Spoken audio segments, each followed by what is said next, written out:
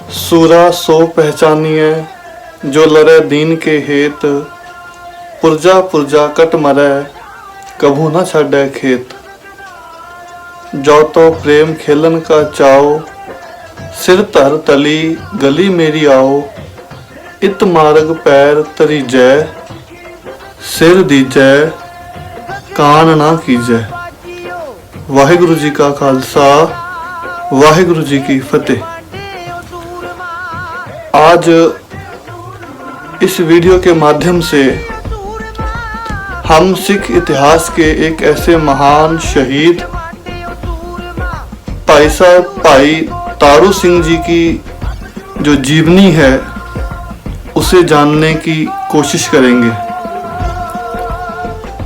दुनिया भर में जब सिख अरदास करते हैं तो वो अपनी अरदास में कुछ ऐसे शब्द इस्तेमाल करते हैं जिनसे इन शहीदों पर ध्यान अपने आप ही केंद्रित हो जाता है। दुनिया भर में जब सिख अरदास करते हुए कहता है, जिन्ना सिंगा सिंगनिया ने धर्म हेत शीस दिते, बंद बंद कटाए खोपरियां लुहाइयां। जब हम ये खोपरियां लुहाइयां शब्द यूज करते हैं, इस्तेमाल करते हैं, तो एक तस्वीर हमारी आंखों के सामने भाई साहब भाई तारू सिंह जी की आ जाती है। ये वही महान शख्सियत हैं जिनकी शहीदी उनकी खोपरी उतारने के 22 दिन के बाद होती है। आइए हम भाई साहब भाई तारू सिंह जी के जीवन से कुछ ना कुछ शिक्षा ग्रहण करें, अपने आप को सिख सिद्धांतों के साथ जोड़ने का यत्न करें और समझें कि भाई तारू सिंह जी की शहादत के पीछे असल में कारण क्या थे। पहले हम भाई तारू सिंह जी के माता पिता उनके गांव के बारे में जानते हैं। सिख इतिहास में भाई तारू सिंह जी के पिताजी का नाम भाई जोध सिंह जी करके है और उनकी माता का नाम माता धर्म कौर है। देखिए कितना बड़ा कह लीजिए कि एक आश्चर्य है कि पिता से उन्हें जुल्म के खिलाफ खड़े होने का और माँ से उन्हें धर्म की शिक्षा मिली है। भाई तारू सिंह जी की एक बहन है, उसका नाम है तारो। जैसे गुरु नानक महाराज जी की बड़ी बहन का नाम बेबे नानकी जी और गुरु नानक पातशाह जी का नाम नानक जी, तो उस समय में नाम कुछ ऐसे रखे जाते थे। बहन का नाम तारो है, भाई का नाम भाई तारू सिंह जी है। पिता जोध सिंह जी किसी जंग में शहीद हो चुके हैं, अब माता घर में अकेली है। बहन का पति भी संसार छोड़ के जा चुका है, अब बहन भी भाई के साथ अपनी मां के साथ ही रहती है। भाई तारू सिंह जी के गांव का नाम है पूला, ये अमृतसर जिले में आता है। जाफर बेग पट्टी का नवाब है। भाई तारू सिंह जी गांव पूला में रहते हैं। वो अपनी खेती बाड़ी करते हैं, खेती बाड़ी करके वो अपना गुजारा करते हैं, आए गए की सेवा करते हैं। और जो सिख जंगलों में रहते हैं, भाई तारू सिंह जी का परिवार उन सिखों के लिए भी भोजन तैयार करके जंगल में जाके उनकी सेवा करते हैं। इस बात से गांव के लोगों को कोई तकलीफ नहीं है, कोई भी दिक्कत नहीं है। वो इसलिए क्योंकि गांव में उनका बहुत सम्मान है। गांव में कोई भी उनके दरवाजे पर आए वो किसी को खाली नहीं जाने देते। इसीलिए जो मुगल सरकार के उस समय के मुखबिर हैं, भाई तारू सिंह जी के बारे में उनके गांव या उनके आसपास के गांव वाले कोई भी ऐसी गलती या कह लीजिए ऐसी शिकायत नहीं करते। उसका कारण है कि भाई तारू सिंह जी का आम समाज में बहुत अच्छा स्थान है। भाई तारू सिंह जी को गांव के लोग बाबा जी या भाई जी कह के बुलाते हैं। हालांकि उनकी उम्र 25 साल ही है, लेकिन फिर भी उनके कर्मों की वजह से, हम कर्मों से बड़े होते हैं, उम्र से बड़े नहीं होते। ऐसा नहीं कि जिसकी उम्र 50-60 साल है और वो बड़ा हो गया है, अगर कर्म खराब है तो वो छोटा ही रह जाएगा। तो सारी बात करनी पे आ गई। करनी बहुत ऊंची थी, इसलिए उन्हें बाबा जी और भाई जी कह के बुलाया जाता था। भाई तारू सिंह जी का जो जीवन है वो बड़ा आसान कह लीजिए कि व्यतीत हो रहा है, क्योंकि वो सरकार को टैक्स देते हैं, सरकार को कोई तकलीफ नहीं है, वो आए गए की सेवा करते हैं, इससे गांव वालों को कोई तकलीफ नहीं है। तो फिर भी भाई तारू सिंह जी को उनकी ऐसी शहादत जो ना सुनी हो ना कभी देखी हो कि उनकी खोपड़ी उतार दी जाए।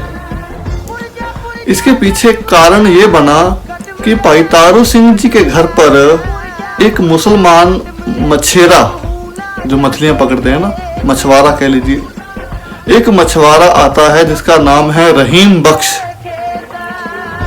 रहीम बख्श आके भाई तारू सिंह जी से बेनती करता है कि भाई तारू सिंह जी, मेरी बेटी सलमा को पट्टी का नवाब जाफर बेग उठा के ले गया है जबरदस्ती। आप नामों पर जाइए। पट्टी का नवाब कौन है? जाफर बेग। संबंध किस धर्म के साथ है? इस्लाम के साथ। बेटी किसकी उठाई है? मछुआरे रहीम बख्श की। वो कौन है? मुसलमान। सलमा कौन है? मुसलमान। जब हुकूमत के नशे में जो हुक्मरान है वो अंधा हो जाता है ना, तो उसे फिर फर्क नहीं पड़ता कि सामने कौन है, उसके धर्म का है, मजहब का है, परिवार का है। फिर वो जब जुल्म की अति कर देता है ना, तो ऐसा मत समझिए कि वो हमारे धर्म का है तो हमारी रक्षा करेगा, ऐसा नहीं होता। जब ताकत का गलत इस्तेमाल शुरू हो जाता है, फिर अपना पराया नहीं देखा जाता। कमाल की बात देखिए, मुसलमानों का राज है, मुसलमानों का नवाब है, और मुसलमान की ही बेटी को उठा के ले गया है। अब शिकायत किससे की जाए? क्योंकि नवाब के जो संबंध हैं वो बहुत ऊंचे लेवल तक के हैं, तो जहां जहां वो जाता है वहां से धक्के मार के निकाल देते हैं। तो उसे किसी ने कहा, भाई पास के गांव में भाई तारू सिंह जी हैं, बाबा जी हैं, पाही जी हैं, उनके पास जाओ, शायद तुम्हारी फरियाद सुनी जाए। इतना भरोसा था रहीम बख्श को कि गुरु नानक के दर पर अगर मैं आऊंगा तो यहाँ कोई ना कोई मेरी बाह, मेरा हाथ जरूर पकड़ेगा। और ऐसा ही हुआ। भाई तारू सिंह जी ने सारी वार्ता सुनी और 10 सिखों को लेके पट्टी के नवाब जाफर बेग से उनकी जो बेटी है उसे छुड़ा के ले आए। अब ये बात सिर्फ बेटी छुड़ाने तक होती तो ठीक था, लेकिन ये बात थी उस समय के एक ताकतवर नवाब जिसके संबंध दिल्ली के साथ जुड़ते हैं, उसके पंजे में से किसी को छुड़ा के ले जाना। अब शिकायत जकरिया खान तक पहुंची, जो कि उस समय लाहौर का गवर्नर था। लाहौर के गवर्नर के कहने पर मोमिन खान भाई तारू सिंह जी को गिरफ्तार करने के लिए आता है। और जब उनकी गिरफ्तारी का कह लीजिए कि समा उनके गांव में फौज आती है, तो एक गांव वाला व्यक्ति कहता है भाई तारू सिंह जी से खेतों में जाकर कि आप चले जाइए, यहाँ से फौज आपको पकड़ने आई है, हम आपके परिवार की देखभाल कर लेंगे। भाई तारू सिंह जी ने कहा, मैंने चोरी थोड़ी की है, मैंने कोई डाका नहीं डाला, मैंने कोई जुल्म नहीं किया, मैं क्यों भागूं? मैं तो जाऊंगा, फौजियों से मिलूंगा जाके। मोमिन खां के पास जाके गिरफ्तारी दे देते हैं। लेकिन इस बीच में जब तक भाई तारू सिंह जी खेत से नहीं आते, भाई तारू सिंह की माँ जानती है कि मेरे बेटे को पकड़ने आए हैं फौजदार। भाई तारू सिंह की माँ बहन कहती है, आप पहले बैठिए, आराम से खाना खाइए, बाकी कार्यवाही बाद में देखी जाएगी। ये है सिख परंपराएं, ये है सिख सिद्धांत के घर में आए को खाना खिलाना। भाई तारू सिंह जी जिनका परिवार सेवा करता है हर आए गए की, वो फर्क नहीं कर रहा कि सामने वाला कौन है, हमें भी नहीं करना कि सामने वाला कौन है। हुआ, भाई तारू सिंह जी गिरफ्तार कर लिए गए। भाई तारू सिंह की मां और बहन को भी गिरफ्तार करने की कोशिश की, लेकिन गांव वाले ने कहा कि हम अपने गांव की माता और बहन को थाने कचहरी में नहीं ले जाने देंगे, इसके लिए हम गारंटी देने के लिए तैयार हैं। कितने पैसे चाहिए आपको? तो गांव वालों ने पैसे भर के मां और बहन को थाने कचहरी में नहीं जाने दिया। इस बीच में भाई तारू सिंह जी के साथ जिनकी वो सेवा करते हैं, सिखों की जो जंगलों में रहते हैं, उन्होंने योजना बनाई कि हम भाई तारू सिंह जी को छुड़ा लेंगे। खबर पहुंचाई गई भाई तारू सिंह जी तक कि हम कल रात आपको छुड़ा लेंगे। भाई तारू सिंह जी ने वापस खबर भेज दी कि मेरे लिए आप अपनी जान जोखिम में मत डालिए, आपका अपना संघर्ष जारी रखिए। भाई तारू सिंह जी को लाहौर ले आया गया। जब लाहौर ले गए तो जो ज़करिया खान है वो कहता है कि तुम्हारे ऊपर ये इल्ज़ाम लगा है कि तुम सरकार के बागी हो, तुमने सरकार के एक फौजदार, एक नवाब के ऊपर हमला करके उसके कैदी को जबरदस्ती छुड़वाया है। पैतारो सिंह जी ने कहा इसे जबरदस्ती नहीं कहते, इसे इंसाफ कहते हैं। तो ज़करिया खान उन्हें फतवा सुनाता है कि इनका खोपर उतार दिया जाए। खोपर जब मैं कहता हूँ तो थोड़ा ध्यान रखिए, जहां हमारे केस, हमारे बाल, जो सर के बाल है ना, ये हमारे स्कैल्प के साथ जुड़े हुए हैं, तो उनके बाल काटने का फतवा जारी नहीं हुआ, लेकिन फतवा उनका खोपर उतारने का जारी किया गया। क्योंकि सिख इतिहास की लड़ाई कोई आज से मुगल सरकार के साथ नहीं थी, अब तो 1745 है। 1720 में भाई तारू सिंह जी का जन्म होता है, 1745 है, लेकिन मुगल सरकार के साथ तो सिख कब से लड़ते आ रहे हैं, गुरु साहबान के समय से लड़ते आ रहे हैं। तो किसी एक को भी केस काटने का फतवा जारी नहीं किया गया, क्योंकि इस्लाम में केसों की अपनी मान्यता है, अपनी महानता है, इसलिए उन्होंने केस काटने का नहीं बल्कि खोपर उतारने का फतवा दिया था।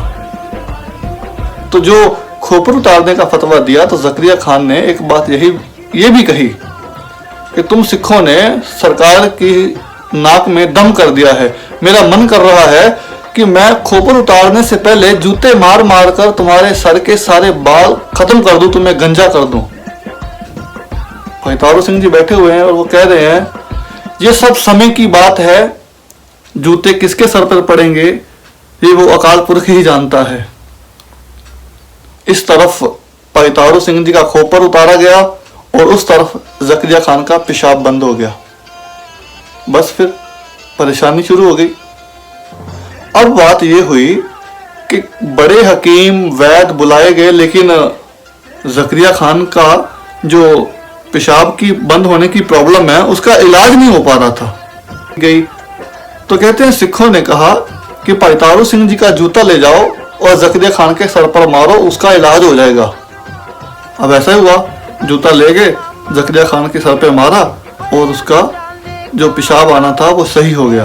पर प्रॉब्लम ये थी कि जब भी उसे पेशाब करना होता था तो पैतारो सिंह जी का जूता सर पे मारते थे तभी आता था।